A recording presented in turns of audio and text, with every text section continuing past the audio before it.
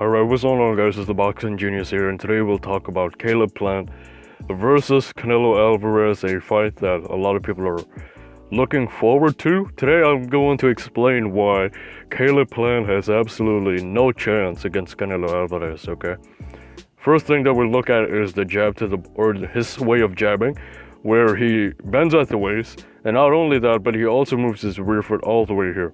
Now, what's the problem with this? The problem with this is that he is pretty much emulating a boxer that is turning his back against his opponent. So number one, this right here, this position right here, is only limiting you to moving on one side, which is that the left side. Okay, so from this position, you can only really move to the left. Moving to the right would be a very awkward thing to do because you are bladed all the way to the right side. Okay, number two, your vision is very much limited whenever you throw the jab from this position. That's why if you look at Floyd, he does keep his head away from the center when he throws a jab, but he doesn't go down like this to the point where his vision is very much constrained.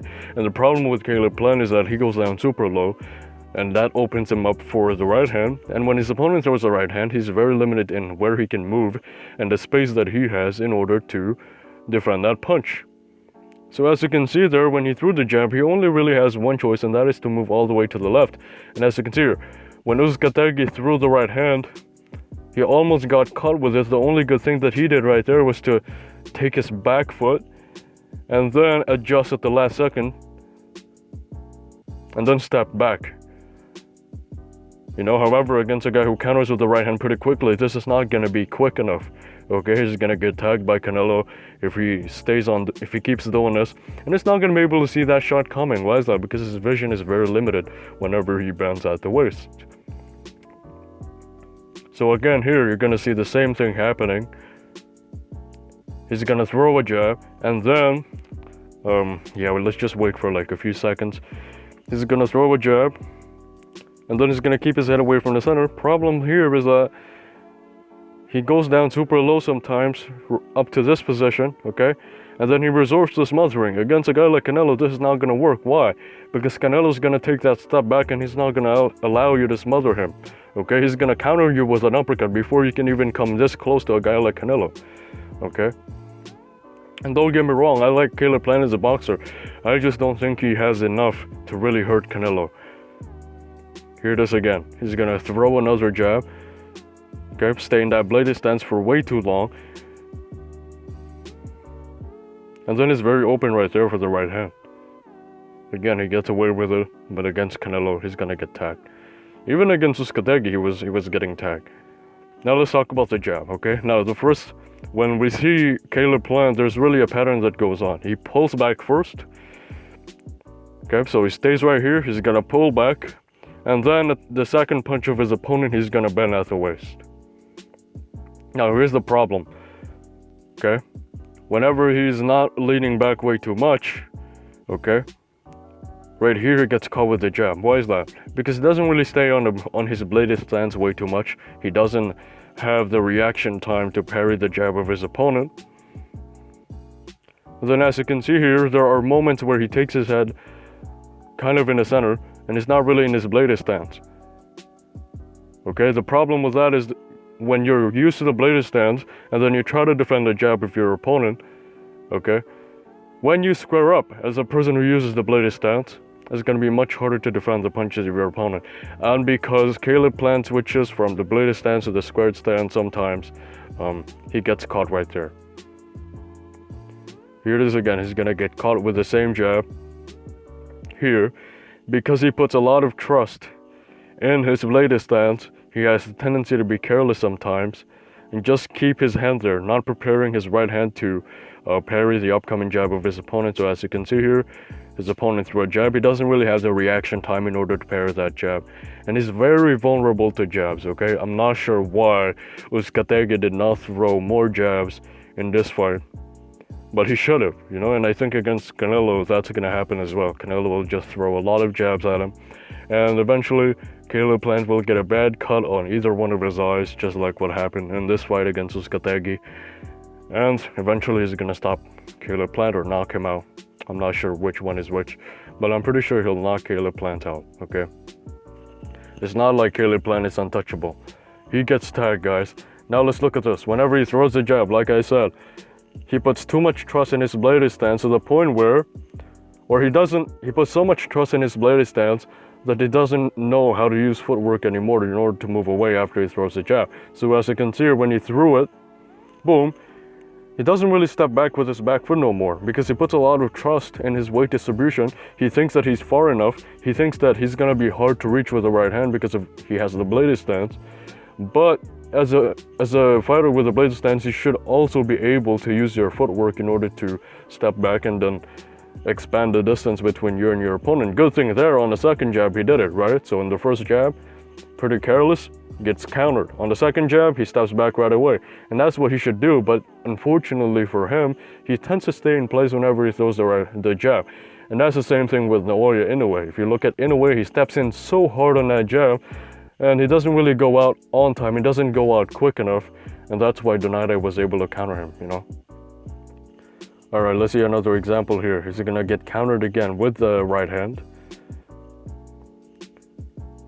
The reason why is because he puts too much trust in his bladed stance. He doesn't know how to step back. He just leans back like a Mayweather, and so his jab gets countered all the time. Boom. All right, there it is. Now let's look at how he's very vulnerable to left hooks because he bends down very low at the waist. If you look at my Philly shell adjustments video that I made a couple of years ago, I was young at the time.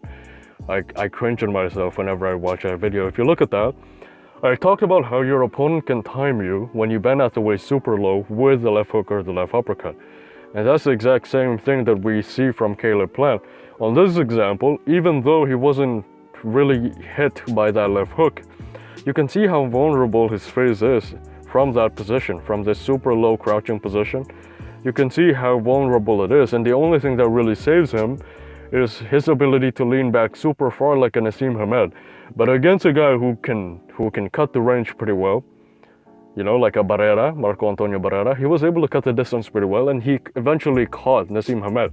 I think that's going to be the exact same thing here. I don't care how far or how much Caleb Plant leans back and stays on his back foot, he'll eventually get caught with one of Canelo's shots. And I think it's a left hook that's going to land the most. Alright, the next thing, and I think the final flaw that I see in Caleb Plant is that he's too afraid to get out of his bladed stance, which really affects his power. So let's just look at one example here. He's gonna throw a right hook to the body, and notice how he's unwilling to rotate his waist all the way out to the left side because he's trying to get back into his bladed stance right away. So as you can see there, after he throws the right hook, he didn't even try to put the 100% of his power on that punch because he was trying to go back into his original bladed stance, and then he ducks down right there. Now he's back to his bladed stance, and he's too afraid to commit to that shot, okay?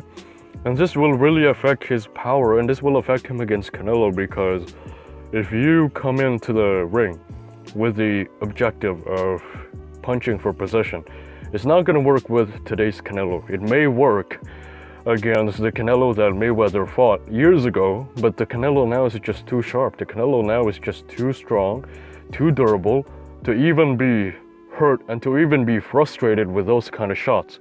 Although it is landing, I don't think it's going to be quick enough for Canelo, or I don't think it'll be quick enough to hit Canelo. Canelo will see all of these shots coming. And if you throw punches like this and then you get out right away, you won't really be able to hurt Canelo. Okay, I don't care how many of these shots are gonna land against Canelo. It's just simply not enough, because he's too unwilling to get out of his bladed stance, and he's too unwilling to commit on the shot. I'm not saying overcommit, just commit. Really gain a lot of momentum on the hips and just commit a little bit more on that shot. Okay, that's what I want from Caleb Plant. But unfortunately, his style is too outboxerish. I would say it's too outboxerish. I think he has the potential to become more powerful, but he's too cautious.